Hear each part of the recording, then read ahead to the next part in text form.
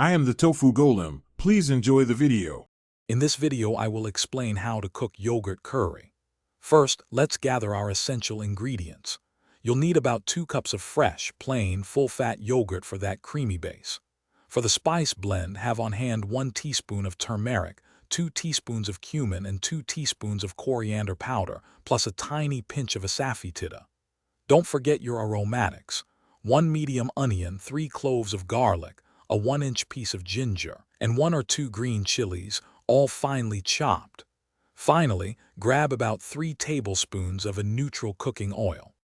Now let's build that incredible flavor base. Heat 3 tablespoons of oil in a heavy-bottomed pan over medium heat.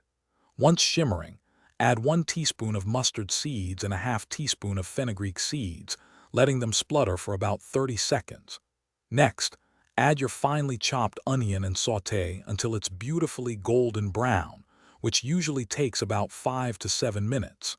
Then, stir in the ginger, garlic, and green chilies, cooking for another minute until fragrant. Finally, add your turmeric, cumin, and coriander powders, cooking for just 30 seconds to bloom the spices. This step is crucial for a smooth, creamy curry. First, whisk your 2 cups of plain yogurt thoroughly until it's completely smooth with no lumps. Reduce your stove heat to its lowest setting. Gradually add the whisked yogurt to the spice mixture in the pan, stirring continuously and gently. This constant stirring is key to preventing the yogurt from curdling.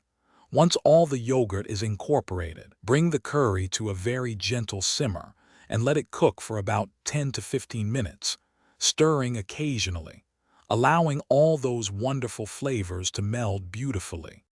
For the grand finale, let's perfect our yogurt curry. Taste the curry and adjust the salt as needed. Typically, 1 teaspoon is a good starting point.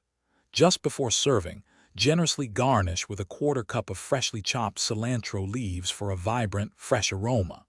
Serve this delicious, warm yogurt curry immediately with fluffy steamed basmati rice or your favorite warm flatbreads like naan or roti.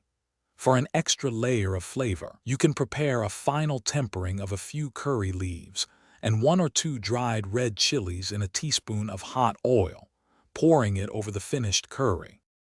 Thanks for watching. Consider subscribing if we helped you today.